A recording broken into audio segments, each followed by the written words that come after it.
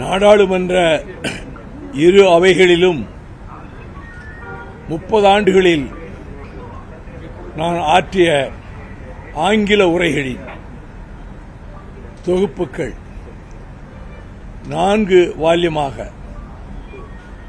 அது அச்சிடப்பட்டு அது டெல்லியில் கான்ஸ்டிடியூஷன் கிளப்பில் ஆகஸ்ட் 4ஆம் தேதி அன்று வெளியிடுவதென்று திட்டமிடப்பட்டது. மக்களவையினுடைய எதிர்க்கட்சித் தலைவரும் காங்கிரஸ் கட்சியினுடைய முன்னணி தலைவருமான மாண்புமிகு ராகுல் காந்தி அவர்கள் அந்த நூல்களை வெளியிட இருக்கிறார்கள். நான் பல நாட்களுக்கு முன்பே அந்த நாளில் நீங்கள் டெல்லிக்கு வந்து அந்த நூல்களை முதல் பிரதியை நீங்கள் பெற்றுக்கொள்ள வேண்டும் என்று சொன்னபோது மகிழ்ச்சியோடு நம்முடைய மாண்புமிகு முதல்வர் சகோதரர் யோசப் விஜய் அவர்கள் சம்மதம் தெரிவித்தார்கள், இசைவளித்தார்கள். ஆனால் இந்த செய்தி பரவியதற்கு பிறகு புதுடில்லியில் தமிழ்நாடு முதலமைச்சர் இந்த விழாவில் கலந்து கொள்ள இருக்கிறார் என்பது கேள்விப்பட்டதிலிருந்து கணக்கிலடங்காதவர்கள் அலைபேசியில் பேசியோர், நேரில் வந்தோர், நண்பர்கள் மூலம் தகவல் அனுப்பியோர் நாங்களும் அங்கே வர வேண்டும், எங்களுக்கு தனி அனுமதி சீட்டு கொடுப்பீர்களா என்று கேட்டபோது 1000 பேர் வருவதற்கு அந்த மண்டபத்தில் 700 பேர் தான் உள்ளே உட்காரலாம், அதிகபட்சம் ஒரு 300 பேர் வெளியிலே ஸ்கிரீன் போட்டு உட்காரலாம், பல்லாயிரக்கணக்கிலே வருவார்களானால் வரக்கூடிய வாய்ப்பு இருக்கிறது. அது நிகழ்ச்சியை நடத்துவதில் ஏற்படுகிற சங்கடத்தை ஒரு பக்கம் இருந்தாலும் நம்முடைய முதலமைச்சர் அவர்கள் வருகிற போது கூட்ட நெரிசல் ஏற்படக்கூடும் என்பதை நான் ஆழமாக யோசித்து நானே நம்முடைய முதல்வர் அந்த நிகழ்ச்சியிலே பங்கெடுப்பதை தவிர்த்து விடலாம் என்று கருதி அவர்களிடம் இந்த சிரமங்கள் இருக்கின்றன, பல்லாயிரக்கணக்கில் ஏன் எண்ணி பார்க்க முடியாத அளவுக்கு வெள்ளமாக திரண்டு வந்து விட்டால் அங்கே பாதுகாப்பு ஏற்பாடுகளும் செய்ய முடியாது, நான் உத்தேசித்திருக்கக்கூடிய இந்த நூல் வெளியீட்டு நிகழ்வையும் நாங்கள் நடத்த முடியாமல் போய்விடும், எனவே அதற்கு நீங்கள் வருவதை தவிர்ப்பதற்கு நல்லது என்று நான் கருதுகிறேன் என்று கூறிவிட்டேன். ஆனால் அதே நூல்கள் தமிழிலே மொழியாக்கம் செய்யப்பட்டிருக்கின்றன. இன்னும் சில நாட்களில் ஒரு மாதத்திற்குள் அந்த மொழியாக்கம் முடிந்துவிடும். அது முடிந்த பிறகு நாடாளுமன்றத்தில் வைகோ என்ற தலைப்பிலான அந்த நூல்களை தமிழிலே ஆங்கில உரைகளை மொழியாக்கம் செய்த தமிழிலே வெளியிடுவதற்கு நீங்கள் சென்னையில் நீங்கள் அதை வெளியிட வேண்டும் என்று கேட்டுக்கொண்டேன். மகிழ்ச்சியோடு அவசியம் அதில் நான் கலந்து கொள்கிறேன், நான் வெளியிடுகிறேன் என்று சொல்லிவிட்டார்கள்.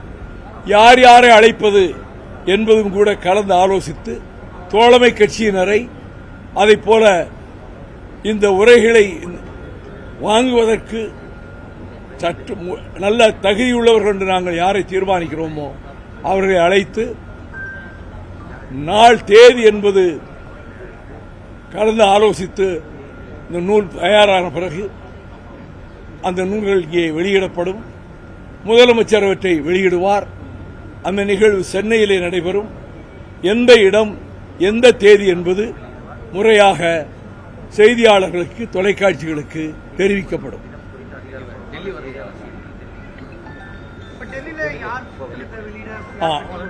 ராகுல் காந்தி வெளியிடுகிறார். உத்தரப்பிரதேசத்தினுடைய முன்னாள் முதலமைச்சர் அருமை நண்பர் அகிலேஷ் யாதவ் முதல் பிரதியை பெற்றுக் கொள்கிறார். டாக்டர் ஃபரூக் அப்துல்லா, சரத் பவார், அதேபோல மார்க்சிஸ்ட் கம்யூனிஸ்ட் கட்சியுடைய அகில இந்திய பொதுச் செயலாளர் பேவி, இந்திய கம்யூனிஸ்ட் கட்சியின் அகில இந்திய பொதுச் செயலாளர் ராஜா, லாலு பிரசாத் யாதவ் அவர்களுடைய கட்சியின் மாநிலங்களவை தலைவர் புரொஃபசர் மனோஜ்குமார் ஜா, திரிணாமுல் காங்கிரஸ் கட்சியினுடைய நாடாளுமன்ற குழு தலைவர்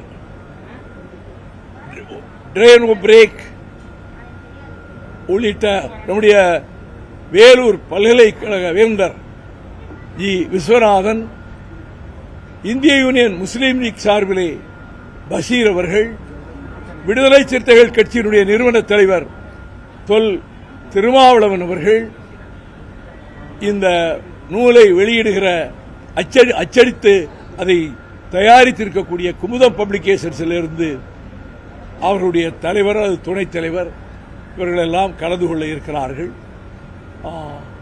வரவேற்புரை திருச்சி நாடாளுமன்ற உறுப்பினர் வரவேற்புரை ஆற்றுவார். நிகழ்ச்சியின் இறுதியில் நான் நன்றி தெரிவிப்பேன். இப்படிதான் நிகழ்ச்சி ஒழுங்கு செய்யப்பட்டிருக்கிறது. அரசியல் பகையெல்லாம் கடந்து ஒரு நட்புணர்வோடு பழகக்கூடியவர் நீங்க. திமுகவிற்கு இதற்கான அழைப்பு ஏதாவது கொடுக்கப்பட்டிருக்கா? உங்களுடைய மிகப்பெரிய புத்தகம் இது வெளிவருது, ஏன் அழைப்பு கொடுக்கல? அவர்களுக்கு உரிய நன்றியை என்னுடைய முன்னுரையிலேயே தெரிவித்திருக்கிறேன். எப்படி திமுகவுடைய முன்னாள் தலைவரையா இல்ல இன்னாள் தலைவரை விமர்சித்தார்? ரெண்டு தலைவர்களையும் பற்றியுமே நன்றியோடு தெரிவித்திருக்கிறேன். முதலமைச்சர் வெளியிடுறதா இல்ல, ராகுல் காந்தி வெளியிடுறதாக முதலமைச்சர் அதை பிரதியை பெற்றுக் கொள்வதாக இருந்தது. இப்ப நானே அதை தவிர்க்க சொல்லிட்டேன். அதுக்கு பதிலாக அகிலேஷ் யாதவ் வாங்குறாரு. சென்னையில் வெளியிட போகிறது நம்முடைய முதலமைச்சர் வெளியிடுவார். ஏற்கனவே வெல்லும் சொல் அப்படின்னு நிர்வாகிகள் தொண்டர்களுடைய சமூக வலைதளங்கள்ல கடுமையான விமர்சனங்கள் முன்வைக்கப்படுது. நீங்க ஒரு அரசியல் ஒரு 2 நாள் பயணிக்க அதெல்லாம் காயப்பட்டு, அதாவது கூட்டணிக்குள்ளிருந்து விமர்சிப்பது முறையல்ல என்பதற்காக நான் அமைதி காத்தேன். கடுமையான விமர்சனத்துக்கு ஆளாக வேண்டிய நிலைமையில் அவர்கள் இருந்தபோதிலும் நான் அமைதி காத்தேன். அதன் பிறகு தொகுதி உடன்பாடு என்று வருகிற போது நாங்கள் நடத்தப்பட்ட விதம், 4 இடங்கள் தான், இதை ஒப்புக்கொண்டால் வந்து இந்த அடுத்து கையெழுத்து போடுங்க, இதுக்கு மேலே பேசுவதற்கு எதுவும் இல்லை என்று முகத்தில் எடுத்தாற்போல் முதல் பேச்சுவார்த்தையிலேயே சொல்லிவிட்டார்கள். ஆக மற்ற கட்சிகளுக்கு இவ்வளவு கொடுத்தார்கள் என்று நான் ஒப்புமை காட்ட விரும்பவில்லை. இந்த கட்சிக்கு தர, இத்தனை கட்சிக்கு தர சொல்ல விரும்பல. எங்களுக்கு மற்ற கட்சிகளுக்கு கொடுத்த எண்ணிக்கையும் எங்களுக்கு இதுதான் என்று சொல்லி நிர்பந்தப்பட்டதும், அதுவும் அவங்க திமுக சின்னத்தில் நின்னாகணும்னு சொல்லி பிடிவாதமாக வற்புறுத்தியதும், ஒரு தொகுதியிலேயாவது எங்க தனி சின்னத்தில் நிற்கிறோம் சொன்ன முதலை ஏற்றுக்கிட்டு பின்னர் கடுமையான நெருக்கடி, அமைச்சர்கள் மாறி மாறி வந்து இல்ல அங்கேயும் எங்க கட்சி சின்னத்தான் நிற்கணும்னு சொல்லி வற்புறுத்தியதும், இதுதான் கழகத்திலே உள்ள 100க்கு 100 தோழர்களிடம் மிகுந்த மனவேதனையையும் வருத்தத்தையும் ஏற்படுத்தியது. அது பொதுக்குழுவிலே ஒட்டுமொத்தமாக பிரதிபலித்தது. ஆகவே நாங்கள் அந்த கூட்டணியிலிருந்து விலகுகிறோம் என்று அறிவித்துவிட்டு வந்தோம். ஒரு தாவேகா கூட்டணியிலே நாங்கள் இணைந்திருக்கிறோம்.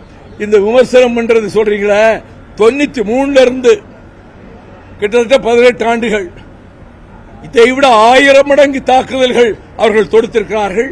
அத்தனையும் எதிர்கொண்டிருக்கிறேன். இப்பொழுது அவர்கள் வசைபாடுவதை பற்றி நான் கவலைப்படவில்லை. ஆனால் அந்த வசைபாடலுக்கு பதிலாக சங்குலியிலே நான் ஒரு பக்க விளக்கம் கொடுத்து அத்தனை பத்திரிகைகளுக்கும் அனுப்பியிருந்தேன். ஏடுகள் சில வெளியிட்டன. அது பற்றி இந்த நிமிஷம் வரைக்கும் ஒரு பதில் இல்லையே. ஆகவே விமர்சனம் செய்வதை பற்றி கவலைப்படவில்லை. பதிலுக்கு பதில் என்று நாங்கள் விமர்சனம் செய்வதற்கு எங்களிடம் அவ்வளவு செய்திகள் இருக்கின்றன. நாங்கள் பொறுமையா இருக்கிறோம். இதை பற்றி கவலைப்படல. I don't care about the criticism of DMK. நிற்க சொல்லி இவ்வளவு அழுத்தம் கொடுத்தாங்கன்னு சொல்றீங்க. இப்ப டிவிகேக்கு வந்துட்டீங்க. அப்பவே நான் நிக்க முடியாது அப்படின்னு சொல்லி இந்த கூட்டணி வரலன்னு சொல்லிட்டு நீங்க வந்திருக்கீங்க. உங்ககிட்ட யோசனை இருக்கா? இல்ல இல்ல உங்ககிட்ட கொஞ்சம் இல்லைங்க தோழர், உங்ககிட்ட யோசனை கேட்க எனக்கு தெரியாம போயிடுச்சு. நன்றி, வணக்கம்.